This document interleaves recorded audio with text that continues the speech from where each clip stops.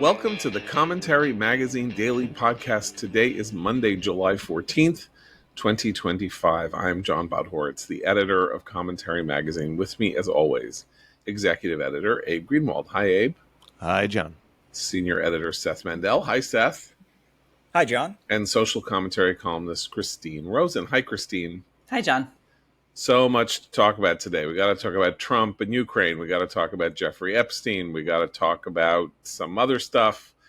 But maybe we will just briefly begin with the fact that there has been yet another week of, or 2 weeks of ceasefire negotiations between Israel and Hamas, or Hamas's intermediaries in Doha, and maybe the Egyptians, and maybe not.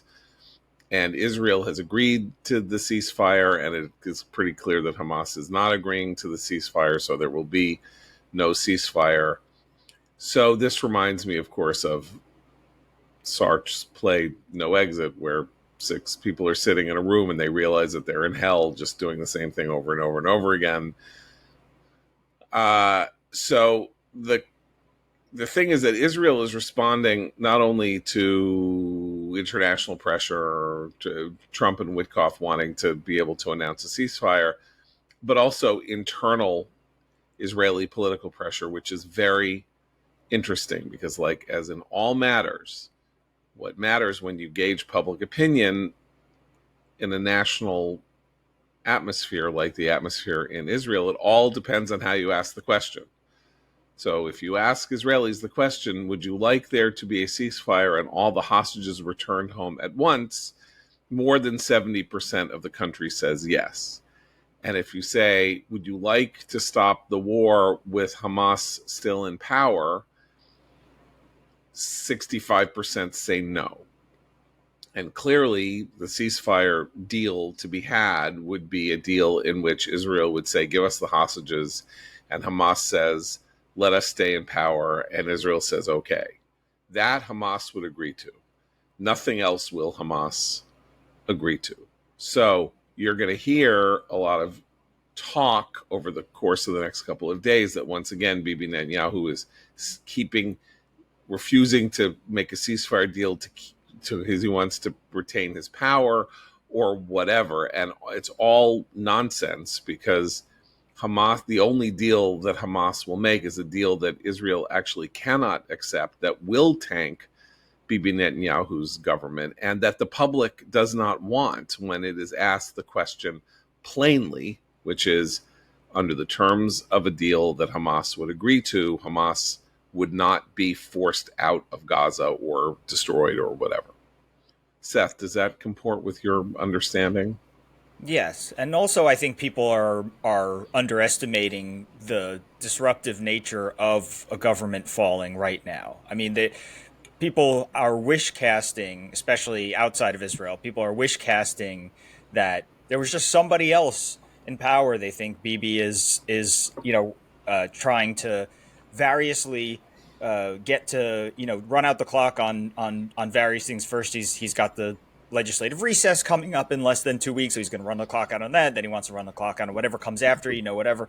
But imagine an Israeli government falling now with 85% of the ceasefire agreement essentially agreed to, and details about troop withdrawals not agreed to. That's sort of the last thing. A government falling would mean that Bibi remains prime minister until there's a new government. And a new government would come in after elections. You would have to schedule elections months away. You can't schedule elections for tomorrow. You have to schedule elections for months away. In that interim period, you have exactly what you have now, except you have complete and total domestic turmoil. So I think that the whole conceit of Bibi trying to stay in power as a bad thing is really messing with people's ability to look at this rationally. He's the elected prime minister. He's doing what he thinks, the country needs to do in this war. And people who want everything to, they want the government to capsize are not anticipating the chaos that would ensue, and what that would mean from their perspective, for the hostages. They say Bibi delays, and look what happens to the hostages. If you bring down Bibi, you get those delays built in plus chaos, and it would affect the hostages similarly. And so I just think people have to let go of the obsession, honestly, with Bibi and what are his intentions.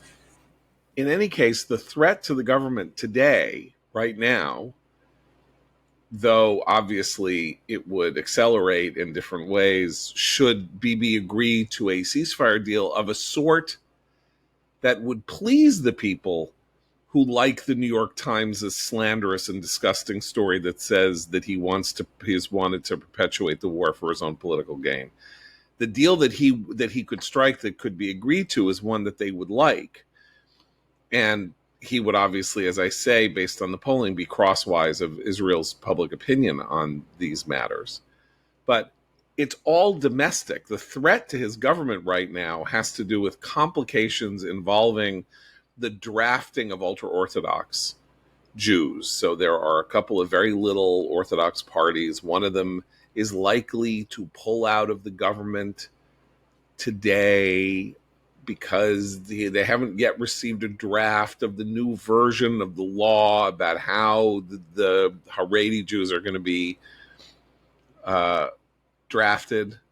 And they were hoping, this tiny little party, that a much bigger party called Shas would come in with them, but Shas has either betrayed them or decided that it's too much to play that game, and they're not willing to say that they want out. And so it's not what people here might think it's about, that Bibi's government is slightly at risk, and only slightly at risk, because as Seth says, not only would there not be an election for 4 months, Netanyahu ran the country for 4 years, or maybe longer, and 5 elections without attaining a majority.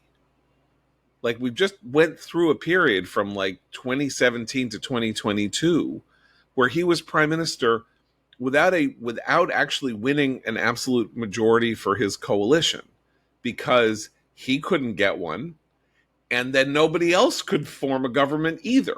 And therefore the government that existed, that was the one that he had before he foolishly called snap elections 7-8 years ago, whenever that was, stayed in power until somebody could form a government. And then finally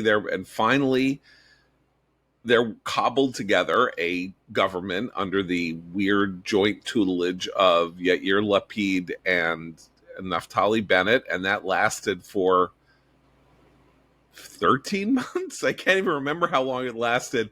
And then it collapsed, and then there was an election in 2022, and Bibi won outright for the first time since 2015 or something like that. He actually won an outright majority and is therefore the duly elected prime minister with a 4-year term with a functioning government. So just to get the politics right here, because they're crazy. And then there's a whole other crazy thing going on with the attorney general whom Bibi wants to fire, and complicated political rules don't allow him to directly fire the attorney general, which you would think he should be able to do as the elected prime minister, but he can't. And the attorney general is desperately trying to hold on to power by threatening to indict 2 or 3 people in his government, like is like using as almost like bargaining chips for her own future, her power to indict people.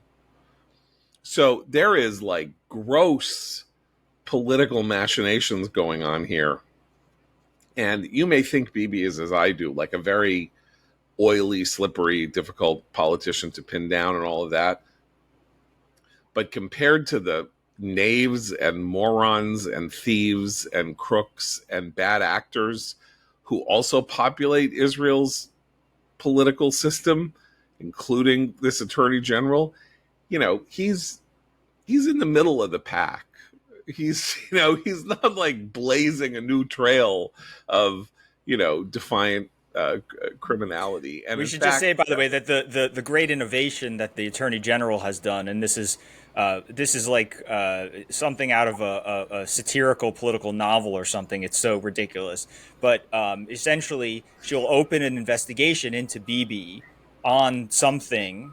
Let's say, connections to Qatar or something from one of his aides or something like that. And then she'll use this law, or not, it's not a law, but she'll use this power she has to declare that Bibi has a conflict of interest in anything that has to do with that. So she's saying he couldn't fire the head of internal security, the Shin Bet, which is the domestic security apparatus. He couldn't fire the head of the security apparatus because he had a conflict. Now, presidents, prime ministers who run their government, there's no way to get around the idea of like you have a vested interest in the people who are running your government alongside you, who the people you hire and fire, and so they open investigation, and that disqualifies him from firing and hiring people, and it freezes this sort of state in place. This is very important because she's been doing this, or not she, but her predecessor, and she had been doing this from the beginning of Netanyahu's term. And the big controversy over Netanyahu's term that began the term, which was the judicial reform package. Remember that? This is like going back to, the Stone Age, the way things have gone in Israel.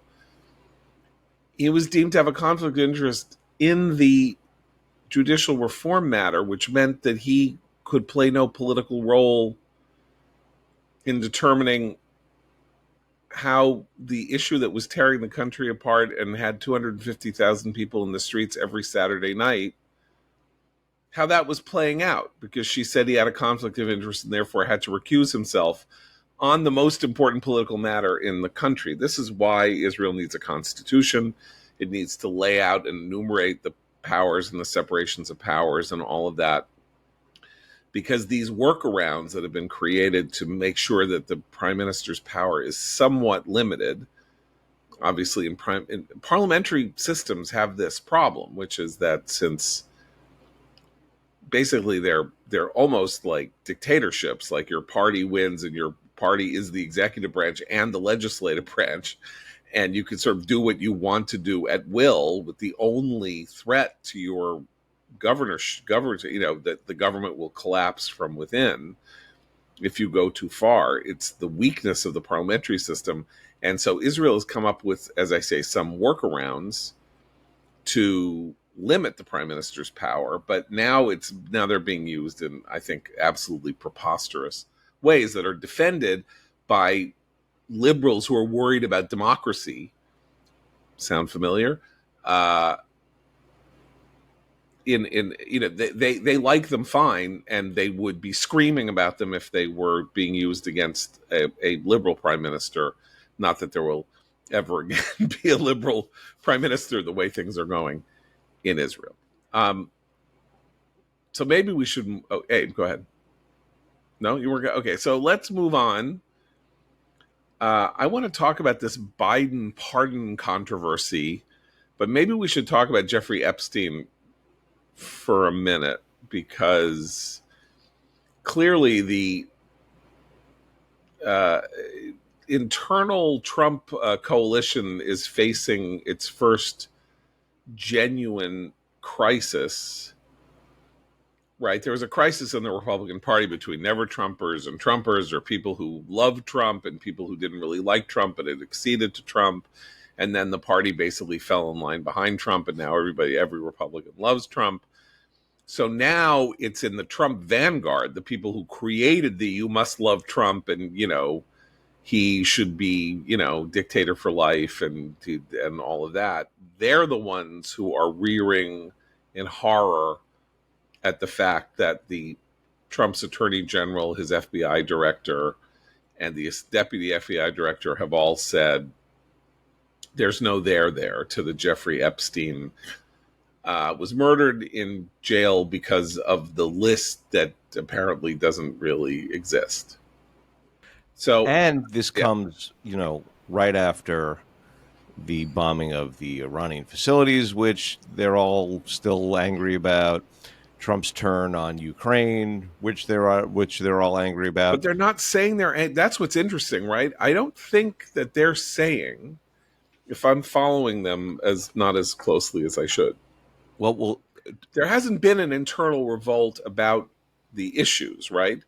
Like they're kind of quiet on Ukraine, and they're kind of quiet on the bombing of Iran. They were beforehand hysterical about the not the influencers. The influencers haven't been quiet. I mean, Candace Owens hasn't been quiet, and Tucker and yeah. But this is an example of, I think, a mistake that Trump made in some of his staffing and hiring choices, because what a lot of us who followed MAGA from the very early years knew is that conspiracy theories are kind of a glue. And when you give some of the top voices and top conspiracy theorist advocates a position of power, and they come into conflict with what their role and duties are, that acts, and should, as a solvent. But the base is still very much committed to this as a mechanism for comity among the MAGA types. And I think that's where, the fact that Patel and the others are saying, well, there isn't, we've given you everything there is, we've looked, there's no list. There's only one or two choices here. One is a cover-up, and who is the cover-up meant to protect?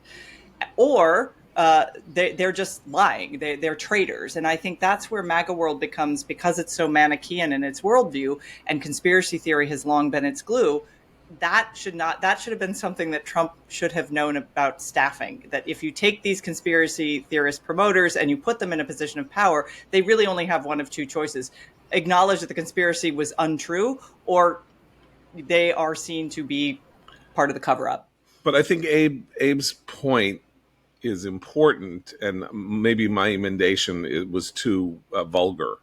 But that what they're mad about, they're not admitting they're mad. They're not fully admitting they're mad about. No, what they're upset about is that he is going another way on foreign policy from where they thought he was going to go. And Epstein came up at exactly this moment to become something that the entire MAGA right could rally around. But I actually, because they don't want to attack Trump directly on actions that Trump himself took, because then he'll come after them to say, how dare you. But Epstein is its own thing, because it's a pillar of the idea that the system has been covering up important things for decades. So I actually think they might be using it as an excuse for that, but I think it's also quite central to the MAGA worldview, which is that powerful people have long tried to cover up bad behavior of others. And then there's this wild card of whether or not Trump himself might appear on some list of Epstein's clients or whatnot. So okay. So there's a great moment in the play The Crucible, which I ordinarily would not cite because Arthur Miller was a communist, and it makes me sick. And he wasn't nice to Marilyn. It's bad. But it's a really good play. And there is this moment as the girls in The Crucible are, naming and saying that so-and-so was in league with the devil in Salem, and somebody else was in league with the devil.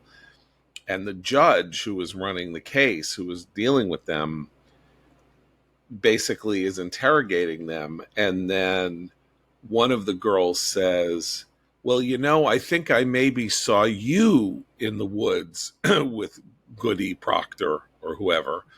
And he goes, mind your tongue, young woman, mind your tongue. In other words, like, okay, we'll go with you as far as you go here. But when you start coming for the senior officials of Salem, this could flip on a dime. And what you just said, Christine, is... Don't tell me to mind my tongue. I'm kidding. I'm mansplaining to you now. Please do. No, but that the only place for this conversation to go, if MAGA wants to get hysterical about it, is Pam Bondi and Kash Patel. They're shutting it down to protect Trump. MAGA can't say that. Weirdly enough, not that many people on the liberal left are saying it. So I don't know where this goes from here. It just becomes like why did Pam Bondi do this? And why did Don Bongino do this? Why are Don Bongino and Kash Patel mad at Pam Bondi? None of that is the issue. The issue is they think somebody shut this down to protect people in power, but the only person that Bondi, Bongino, and Patel have any interest in protecting in this story is Trump, in theory. Well, and Bondi made that terrible error early on of releasing those weird binders and having all the influencers hold their binders, which were full of information that was already publicly available. So that stunt, I think she was trying to quiet them, and the fact that it's come back shows that was a misfire on her part. Well, you cannot satisfy a conspiracy theory, right? You can never satisfy a conspiracy theory. You know, it's like that joke where somebody goes to God, dies, you know, like a JFK conspiracy theorist dies and goes to God, and God says, you have been a wonderful person, you can ask me one question. And he says, who killed JFK? And God says, Lee Harvey Oswald acted alone. And the guy says, wow, this goes way higher than I thought. Right? I mean, that's the problem with this, is that there's no way to still it once you accept the notion that there is this story behind the story, or this, you know, there's this gigantic conspiracy, which of course in the end turns out to be an omni conspiracy, because it then ties to Comet Pizza and Hillary Clinton doing this and Bill Clinton going to Sex Slave Island, and why did Bill Clinton do it, and that this world of leaders, the vaccines, because Bill Gates is involved, and he was the guy who wants to put the chip in the vaccine. Vaccines. It goes on and on and on. Yeah. Well, and I think there is a foreign policy angle to this, John, that you were mentioning earlier, which is that I think that some people now really want there to be some kind of Israeli conspiracy connection here, because these certain people have been arguing that Israel is determining American foreign policy and Israel is bossing Trump around, even totally aside from the Epstein thing, because of Iran. Right? They were making this argument like, oh, now Trump is just, you know, he takes his orders from Netanyahu. These were people who were saying that. And so for them, there's something super convenient in the idea that there's this other conspiracy theory that Trump himself played into and helped inflate, that can connect all these things together. Well, their conspiracy theory there is explicit. I mean, there are people who say that Epstein was a Mossad agent, and that Israel used him to blackmail Trump into being their puppet. I mean, that's the line. So over the weekend, there was this big MAGA convention, the Turning Point USA convention, run by Charlie Kirk, who is arguably the person in America who has benefited the most from the creation and the power and the strength of the Trump movement, because he was like a college student who then aligned himself with Trump. His organization raises $130 million a year or something crazy like that. The Trump campaign outsourced a lot of the get out the vote efforts in 2024 to Turning Point USA. He's a very powerful figure, and Kirk has been very Zionist over the past year, has been sort of like basically threw in his cards with Israel, when other MAGA figures like Tucker and Candace Owens obviously were not. But Tucker Carlson was invited to give a speech at Turning Point USA, and he said Israel's been committing crimes inside the United States. He said anyone who serves in the IDF who's an American is a traitor, and should have their citizenship revoked. Right. Okay, so this is personal to me, because I have 4 nieces and nephews who are joint American-Israeli citizens, and served in the IDF, and Tucker and his brother Buckley and his son Buckley and his wife Buckley and all of them, why don't they lose their citizenship for being traitors to the United States, for their anti-Semitic? I'm for that. let's all talk about how everybody we don't like should lose their citizenship. Trump started it last week by saying Rosie O'Donnell, born on Long Island, should lose her citizenship. I'm perfectly happy to have a big argument about who gets to lose their Elmo has citizenship. to be stripped of his Elmo citizenship must be after this stripped of his weekend. It's just a citizenship. horror show. But I bring this up not just to insult and speak ill of Tucker Carlson, who, as people who've listened to this podcast know, I hired for his first major job in journalism, and I will be paying for this in Olam Haba, as we say, in the world to come, if one is forced in the world to come to reckon with one's sins on earth. But as he gave this speech, according to the videos that I have seen, there were mass walkouts as he began to make this, completely psychotic anti-Semitic slime fest. That is a room of people, Republicans, overwhelmingly supportive of the strike on Iran. And of course, if they're evangelicals in the United States, remain overwhelmingly supportive of Israel. And they are not liking what they are hearing. The vanguard of the Tucker audience may be this weird amalgam of his old audience and Alex Jones and Nick Fuentes and the old anti-Semitic John Birchers and the people who emerged in 2015, with these horrible anti-Semitic messages on social media that I received and that Seth's wife Bethany received and that Ben Shapiro received, and that hundreds of thousands of vile you should go in an oven and pictures of Auschwitz and all of that stuff. That is not what this movement is. That is a small coterie of people inside, and by raising this, by going directly at it, by saying Israel is a traitor, it's an enemy of the United States, people who are supporters of Israel or who are dual Israeli American citizens are traitors to the United States. Tucker Carlson and others are playing with fire with their own future popularity or mainstreamishness inside the MAGA movement. Like, they are going out there over their skis. This is not where Trump's supporters want them to be, I based on everything that I'm seeing in terms of the numbers. Yeah, which is very heartening, by the way, because I wouldn't necessarily have thought that would be the case. Yeah, that's the impression I get, too, that the self-identified MAGA people are very pro-Israel, very pro-close ties with the U.S. and Israel. That's what the polls indicate.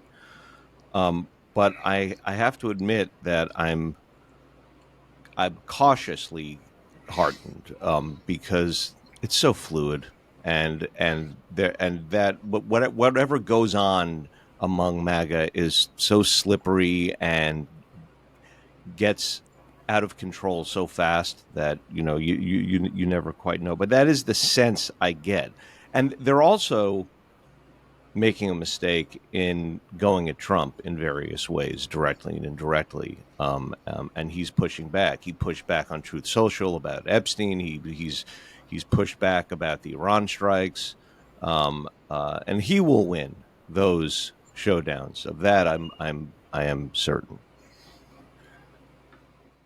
The Epstein story also has this weird quality, which is everybody knows that it stinks to high heaven. And I'm not even talking about the last 12 hours of his life, because that may be the one thing that doesn't stink to high heaven. He was in a jail cell.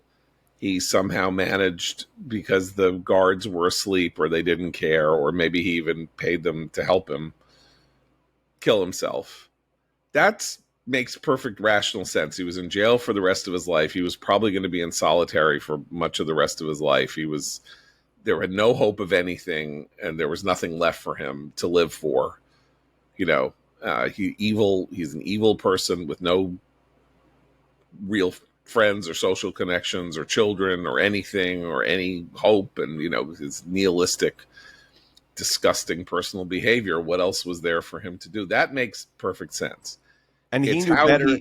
He knew better than any of us what he did. So what right, was going to come out? right, So right. It's how yeah, he ended up with a will with an estate worth $560 million when he had 8 employees working for him and no evident gigantic investment portfolio that he was running for anybody.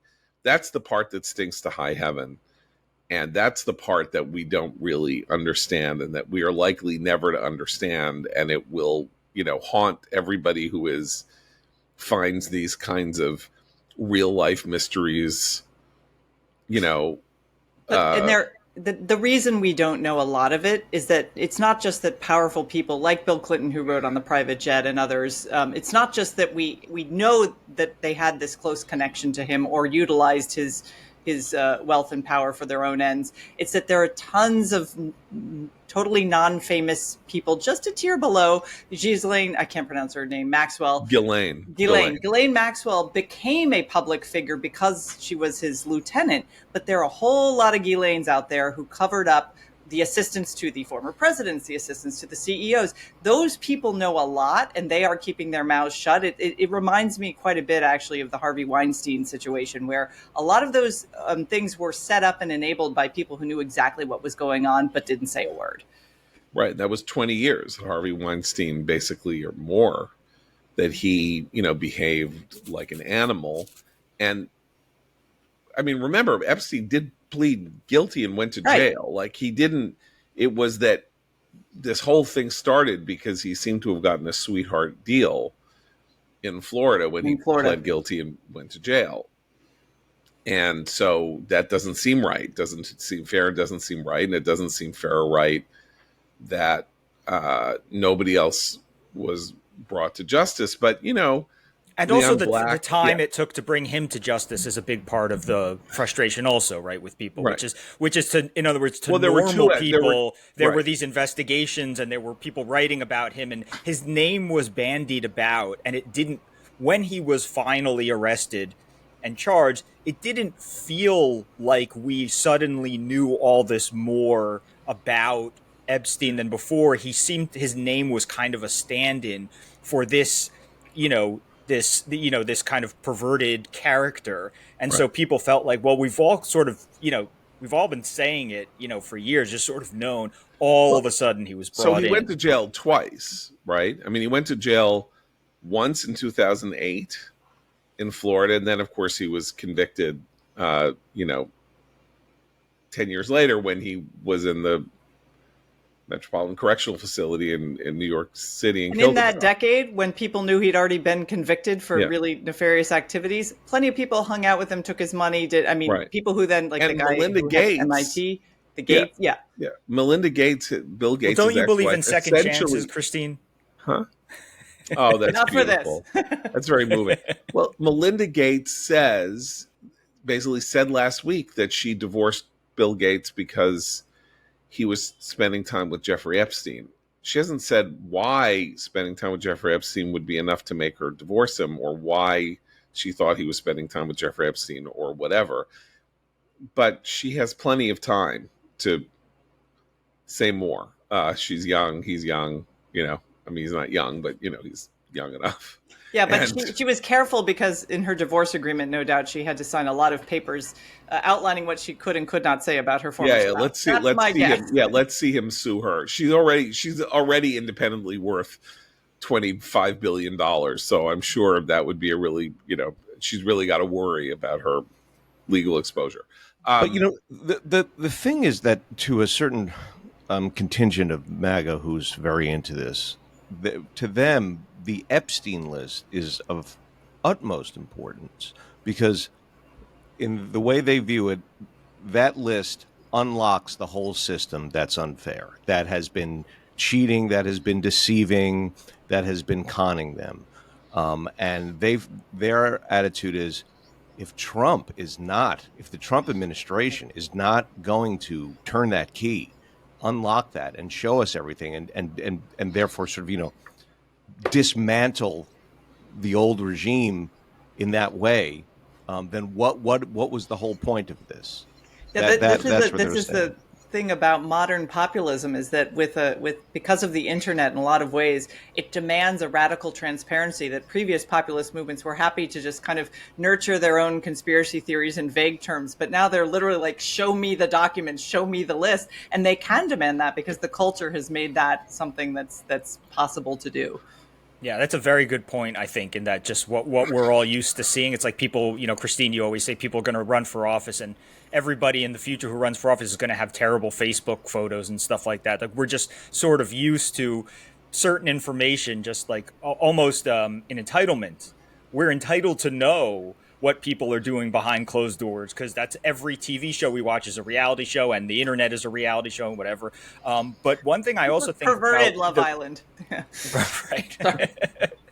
One of the things that that I was thinking about the point that Abe just raised about this is supposed to be the key to everything, and if even Trump won't undo it, think about what that says about Trump as a political phenomenon. Because it is, in a lot of ways, a kind of knocking down of the very idea that he rose on, right? Which is not just the Epstein stuff, but the fact that everything's a conspiracy, right? I mean, that Trump was the candidate for people who really believe that behind every closed door, there was, a secret passageway, like in the Clue Mansion, and that there were all these things to uncover, not just in the things they spoke about, but that the world just works a certain way. And the way the world works is, those 12 guys sitting around a table in a bunker, and and we got to get to them. And it's not just Epstein, it's everything. It's every policy, it's every this, so the World Bank is sitting at that table too. Maybe the World Bank isn't in with Epstein, but like it's the Knights of the Round Table, but like a demented version of it, right. And they see all the heads of all these international organizations and power players as part of that round table. And what this suggests now to them is that there's no round table at all. It's not that there's no Epstein specific conspiracy. The whole way you look at the world is wrong, that the round table doesn't exist. Well, that is you are talking about the shattering of a worldview that has the advantage of providing a sense of order and organization to the terrifying fact that we mostly live in chaos. So just as the positive element of humankind, if you're sort of coming at this like as an atheist or a cultural historian or an atheist cultural historian, like the positive value of religion is that it provides an explanation for the universe. So does a conspiracy theory. So if you have one, you have the wheel. There's a first mover, and it's the Elders of Zion. There's a first mover, and it's Bilderberg, or it's Davos, or it's Bohemian Grove, or it's Skull and Bones, or it's some small collection of people. And by the way, Balzac, one of the greatest of all novelists, literally his Human Comedy, which is 30, posits this as the worldview of this great series of amazingly deep social novels, which is that there is this group called the 13 that basically run France. And so it's not as though you only crackpots believed this sort of thing. But there's a particular strain in MAGA that I think makes it feel like more damning to them in the case of Epstein or these other conspiracy theories. I think Seth is absolutely right. But it's also justice for them.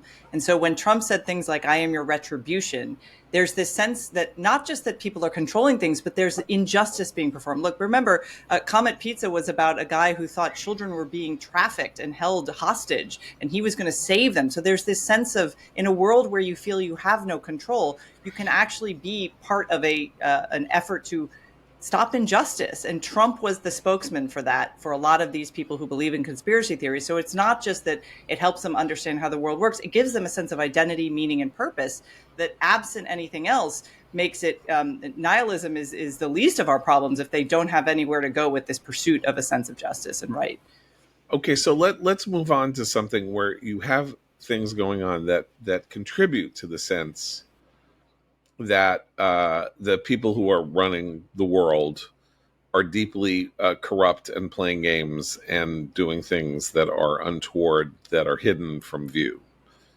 And that is the last year of the Biden administration. This astonishing story that came out last night from the New York Times that was an effort by Biden, that began in an effort by Joe Biden and his people to quiet down, to tamp down, or to answer the charge that he had not been governing the country, and that the official expressions of Biden administration policy through the signed documents that the president must execute if they are to become law, or be executive orders, or be pardons or grants of clemency or whatever, literally physical documents that the president must sign, or that in prior times a king would have to use a seal, right, to show that it was the seal that only he had, that would show that it was legitimately a document produced by the king, so that nobody could say it was a fraud. That he wasn't signing them, and that the signatures were being done by the Autopen, the machine that is used and has been used for decades, so that when a million letters go out from the president to people who wish him a happy birthday, there's a signature at the bottom, and it's the Autopen. Or not a million people, thousands of people, whatever. Okay, but just a historical point on the Autopen. It has also been bedeviled by controversy in its use by officials for decades. Right. Donald Rumsfeld got into trouble for using it to sign condolence letters to the families of soldiers who died. Right. You get in trouble for its use when it's Right. deemed by the public politically to be in poor taste that the human being didn't sign the document. How do you think we all wrote all those bar mitzvah thank you cards? Oh, if only. Yes, if my children only had an Autopen. But the problem is someone's got to write the text. Anyway, important point. Thank you for that one. The story in the New York Times, which was, as I say, incepted by the Bidens, it appears, and Biden gave a 10-minute interview to the Times, which the Times heralds as a world exclusive. Because apparently Joe Biden speaking to anybody for 10 minutes is now a groundbreaking fact. It was the first interview he ever gave to the New York Times. He never gave them an interview as president. Right. It's the first one. And here's why this is important, because the piece begins with Trump is saying that we can see that Biden wasn't really president because he had cognitive lapses, and we all now sort of accept that there were cognitive issues with Biden toward the end of his term. But, they're on a spectrum. And, cognitive could be just forgetting a name, or it could be like that you're totally non-compos mentis. And it's a spectrum. And then, so the piece essentially backs the notion, if you sort of follow it, that he was mostly okay, and that he made he says he made the decisions on whom to pardon and whom to grant clemency. But at the same time, they get 10 minutes with him. So their own experience with Biden suggests he is being carefully managed, and that he can only be trusted to be compos mentis in an interview with the New York Times for 10 minutes. Can I add a little something to this? Because I think there is an actual healthy democratic silver lining to these stories, whatever happens with regard to the investigations in Congress. And that's that these two things, the extremely powerful, vague pardon power, which I think a lot of Americans like me think should be revised and in some cases rescinded, that's getting discussed. And so we already have Buddy Carter, Republican from Georgia, introducing legislation that says you cannot pardon, you cannot use the Autopen to pardon. And the Autopen, which, as we've just been discussing, has wide use, not just by the president, but in all the executive agencies.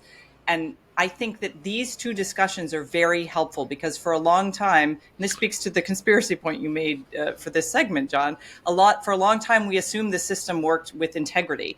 And I think what this Biden investigation of pardons will show, particularly this vast preemptive pardoning he did, and the use of the Autopen and the questions it raised will all be for the good if we follow it through. There was one pardon on his very last day that he signed by hand, and that was the one for Hunter Biden. Right. Okay, so let's just, people can go read the story of the New York Times. There's so many people I know now. Can we tease out one detail though? It seems from the story that he didn't approve every individual pardon. That's the point. By the way, right. Yes. So I'm going to. So they had a system where he would say, "I approve," and then Zions or whoever would email everybody and say, "At 10:03 p.m. we've got the approval and the Autopen." But that I think is where people need to hear. How is that something that is it normal for a president to approve a category of these sorts of things? Because that part to me feels like the clear crossing of a line. No, it doesn't just feel like it to you. It is unquestionably, if he were still president and this came out, he would be impeached and convicted and removed from office. The claim here is that he verbally agreed to large quantities of clemencies and pardons in a specific category, and that after that, those criteria for pardon, yes, which were then edited along the way too. Remember, there was back and forth with the Justice not Department. taken back to him each time. Right. Anyway, the point is that he has the pardon power. It is invested in him personally.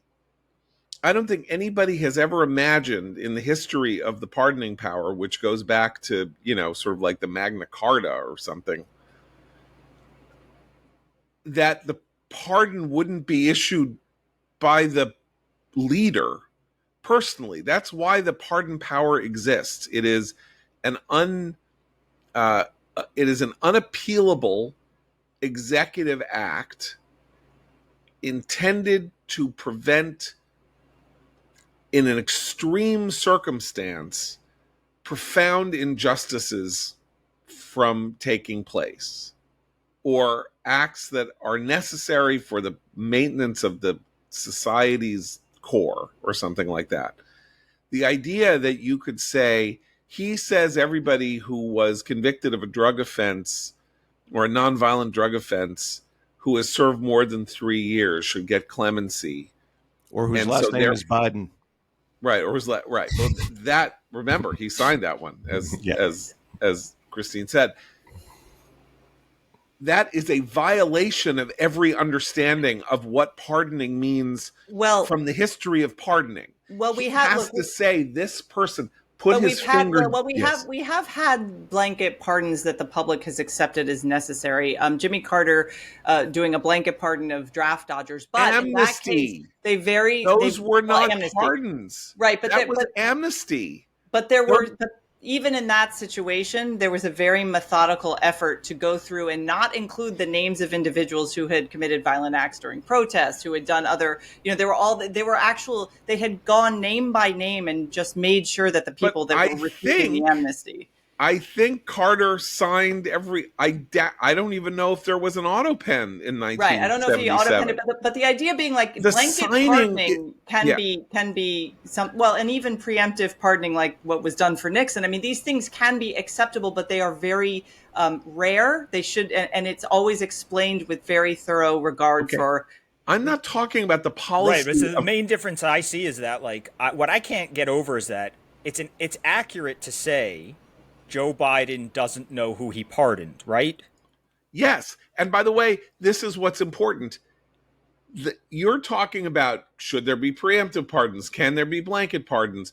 Can there be amnesties? Can there be whatever? Okay, that's one thing.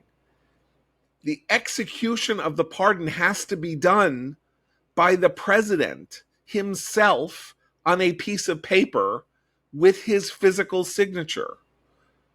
I don't think that there would be any question that would be a requirement of the justice of the pardon. You slip the piece of paper under him. You say, Mr. President, this is the pardon for Joe Slobotnik.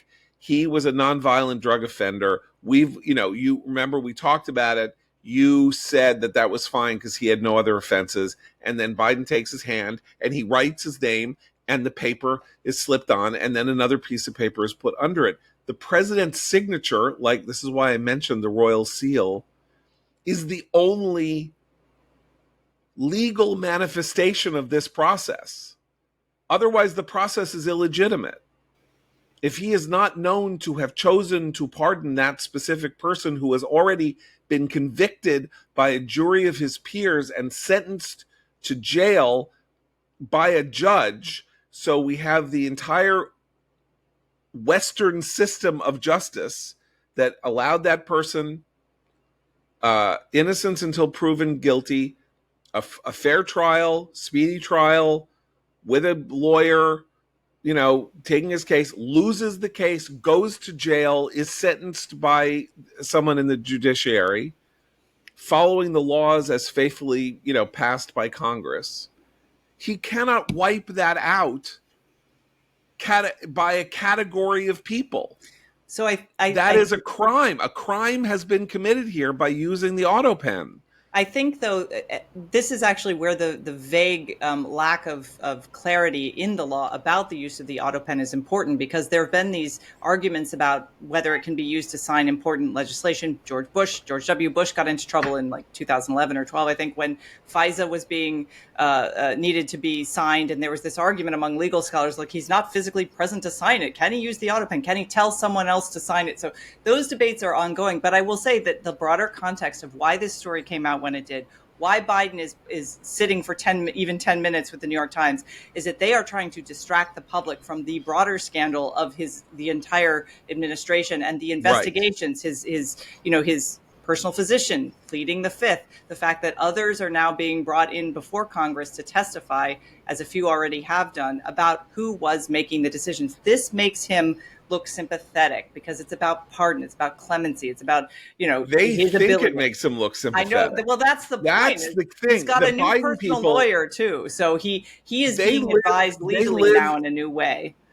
They live in a pocket universe of their own devising, in which every time they get up to defend him, they make the story worse. So let me just, since we've been talking around it, here is a passage from the New York Times. Quote, Mr. Biden did not individually approve each name for the categorical pardons that applied to large numbers of people, he and aides confirmed. Rather, after extensive discussion of different possible criteria, he signed off on the standards he wanted to be used to determine which convicts would qualify for a reduction in sentence. So there are different forms of reductions in sentences, right?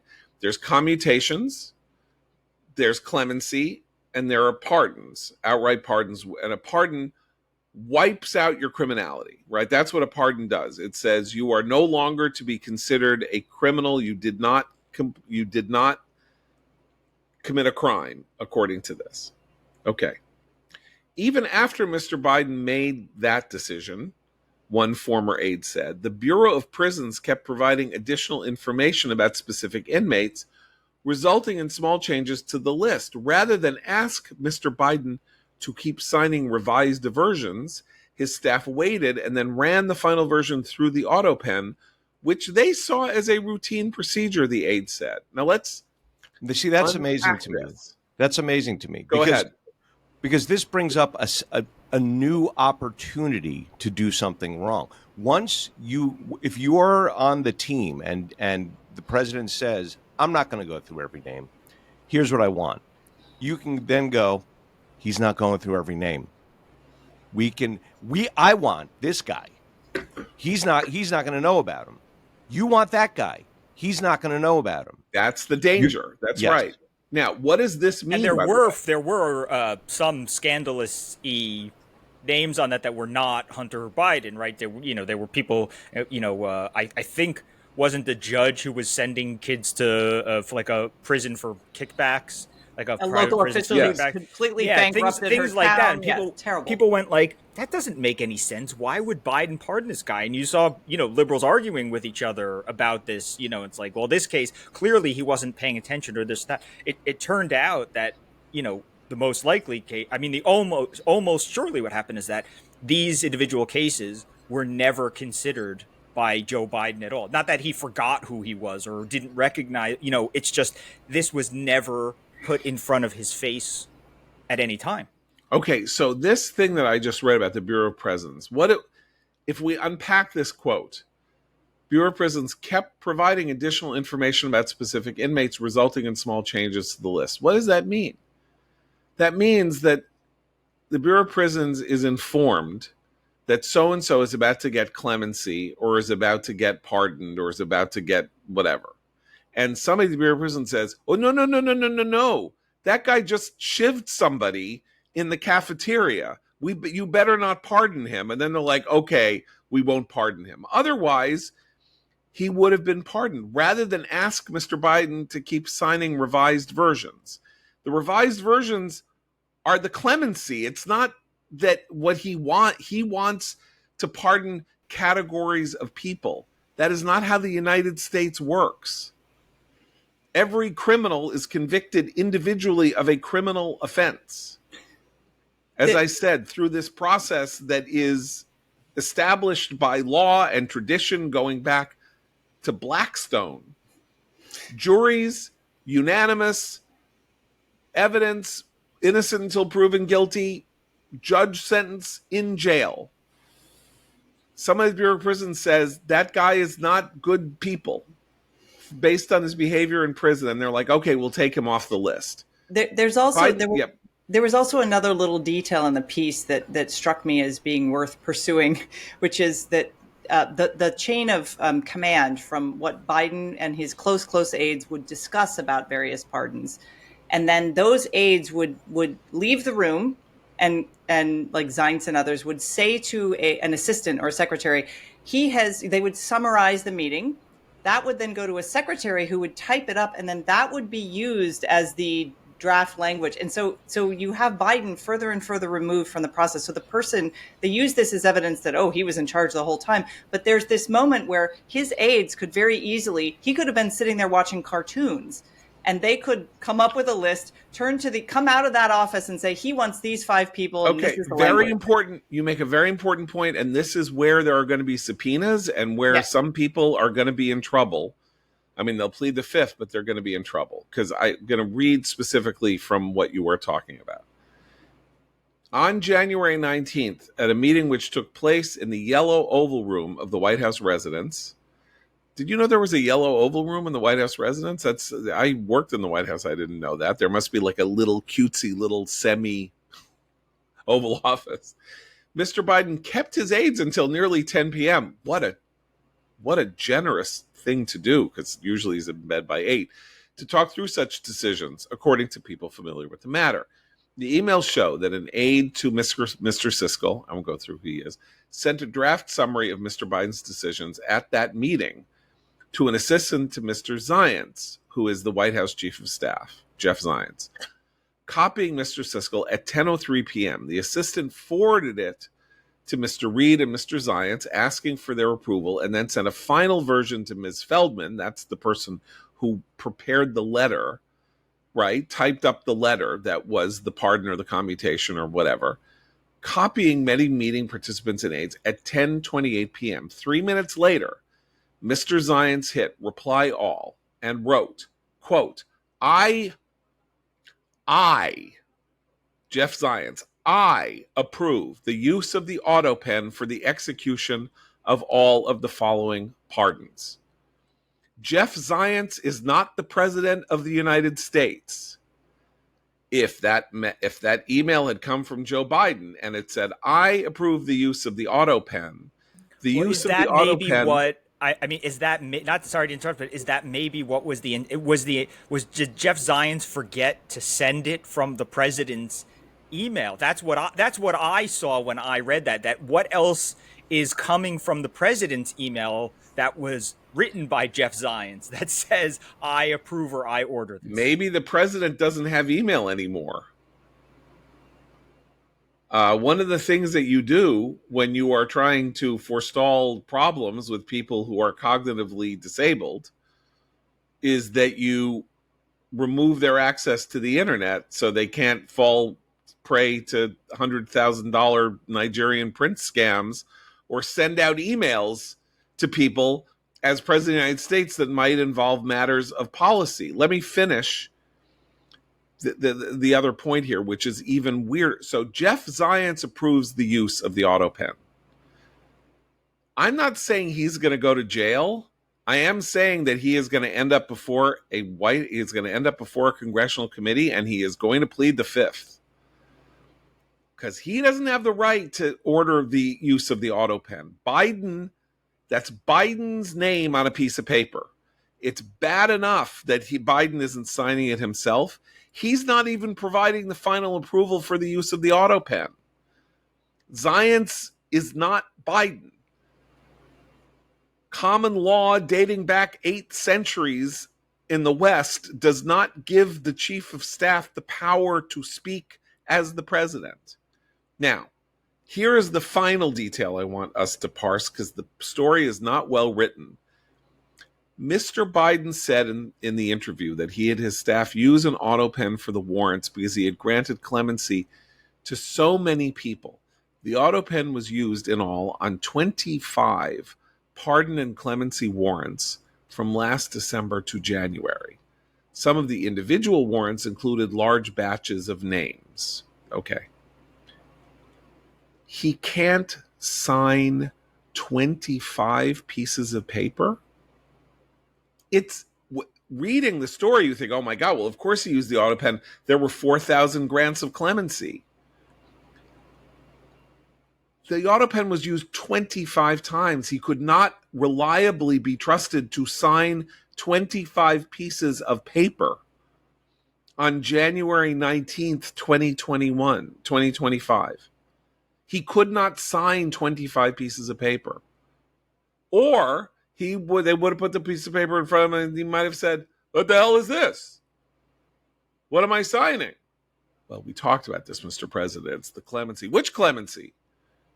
So reading between the lines, this story gets worse and worse and worse. He must have been so impaired that he couldn't sign 25 pieces of paper, or that his signature had become so impaired that they could not allow anyone to see it any longer. So, there's another element here that's interesting to me. When Trump first raised this issue in like a midnight truth, where he declared on Truth Social every Biden pardon illegitimate or whatever because of the Autopen. First of all, in the way and place in which he did it, it was kind of comic. And I had no idea that there was anything like this much smoke there. Trump did. How and why? That's what I'm interested in. Well, he knew from the first term in his own how the pardon process works, I assume, and he probably thought this doesn't, something stinks to high heaven here. Not just that it was 4,000 people and very literal midnight pardons and preemptive pardons for people, but that he knew that there was a process in place. However crazy and chaotic Trump's first term was, he knew how it worked. One thing that could easily have been done that showed this to him is the thing that happened when we discovered that the documents that proved that George W. Bush had faked his National Guard service were forgeries. If you remember, in 2004, this letter came out. It was used by 60 Minutes to show that that Bush had behaved in an untoward manner, and Charles Johnson of Little Green Footballs typed the letter in Times New Roman, a typeface that did not exist in 1972, and discovered that it was a perfect match for the document that had been released, meaning that it was a forgery because there was no such typeface in the year that it was alleged to have been issued. So those documents exist, and somebody may have taken them and photographed them and laid them all on like top of one another, or in some computer file, and discovered that the signatures on these pardons were identical. Now, we sign things all the time. Would any of our signatures be identical? Obviously, I once had to re-sign for a. I remember when we used to pay your down payment in rent. Right, you used to have to get like a banker's, whatever it was called, a banker's note from. You have to go to your bank and get one of those notes. Cashier's check, yeah. The cashier's check. Thank you. I once failed the cashier's check because I was told I failed my signature.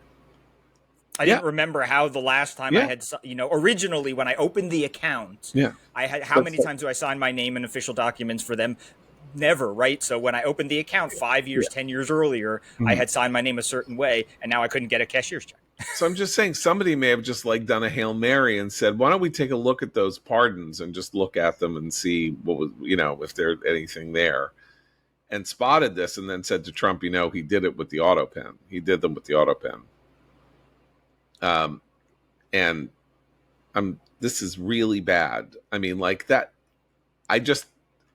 this is really bad. Like, this is like an unprecedented. I mean, it does 17 different things. It deals with the narrative of how could Biden even have been serving as president. He should have been forced down by the 25th Amendment in whenever, including in January. Like, what if there'd been a nuclear war in January and he'd been the president? It would have been better for Kamala Harris to be president at that moment, even if she was only president for 10 days. Because he can't sign 25 pieces of paper, because he is executing pardons without knowing what he's doing, because he now, 7 months later, can't give an interview to the New York Times for more than 10 minutes on the subject of how he executed the pardons, because either they cut it off or he was done, or they knew he could only last 10 minutes, or he could not be allowed to answer any more questions because the horror of what he did here. And as I say, it sounds like a technical thing. Well, does it matter that he signed it or that the Autopen signed it? Of course it matters. Like, you start screwing around with the Autopen, people will somebody will type a document up. They'll be like, we begin bombing in 5 minutes, and they'll hilariously get drunk one night, sneak into wherever the Autopen is, and sign it in Trump's name, and then put it out on the internet as an executive order. I mean, this is no joke. If the Autopen signature is deemed as an acceptable substitute for the president's signing, which the president always does in the presence of witnesses. The presence is important. Look, Congress has two big jobs to do that are far more important long-term for this country than big, beautiful bills. Reform the president's pardon power and actually legislate in detail when Autopen signatures are considered legitimate. Those two things would really help with a lot of these challenges, particularly the pardon power reform. And it's really, and by the way, this is one of these things that can be totally bipartisan, because this is where, this could be abused by both parties at any time. Obviously, Trump has been very cavalier, to put it mildly, with the pardon power and all of that. So if you suddenly heard that, Trump had issued a pardon for so-and-so, you would think, yeah, he might have done that. Because he talks every day, you probably would know if it happened or it didn't happen. But again, he's pushing 80. What if he has a stroke in 2027 and he's sitting there, we don't really know he's had a stroke, and then suddenly, like everybody that he ever knew was getting pardoned. I mean, that's why this has to be nipped in the bud before it John, gets just to your earlier point, by the way, about the handwriting, the Associated Press has a photo from one of the hearings, from a hearing on this, and the photo shows Ted Cruz speaking.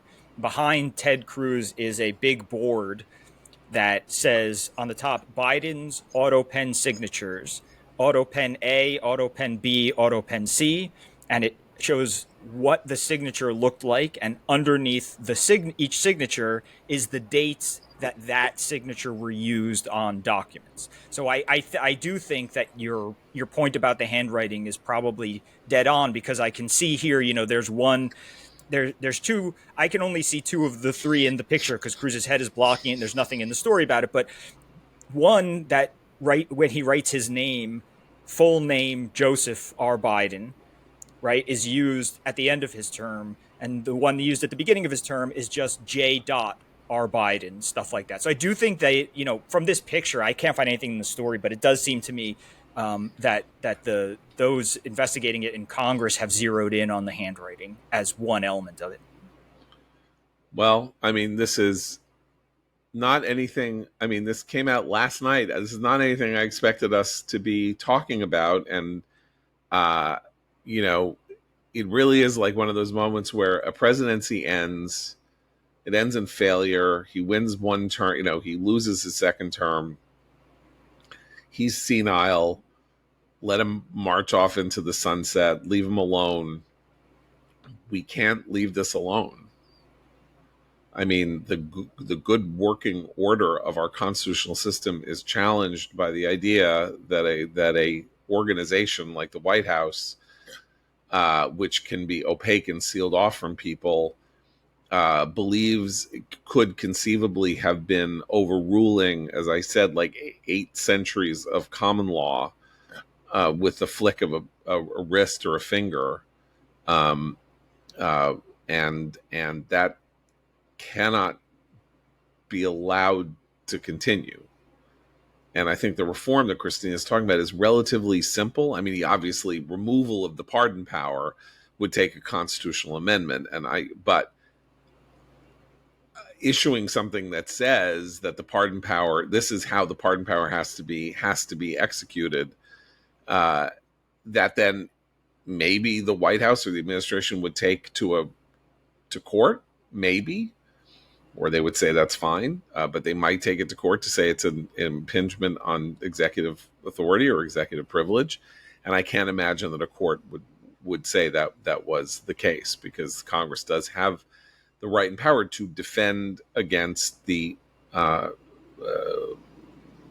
would you call it? The deliberate effort to ignore or bypass the laws that it has established for criminal procedure in the federal courts, and these are all, of course, federal cases. So there we are. Okay, well, we've gone really long, so no recommendation today. Though I liked Superman. That's all I'm going to say. I liked it, and I saw Jurassic World Rebirth, and it's the worst movie I've ever seen. So if those are the only 2 movies at your Cineplex, go see Superman. We'll be back tomorrow. For Seth, Christine, and Abe, I'm John Podhoretz. Keep the candle burning.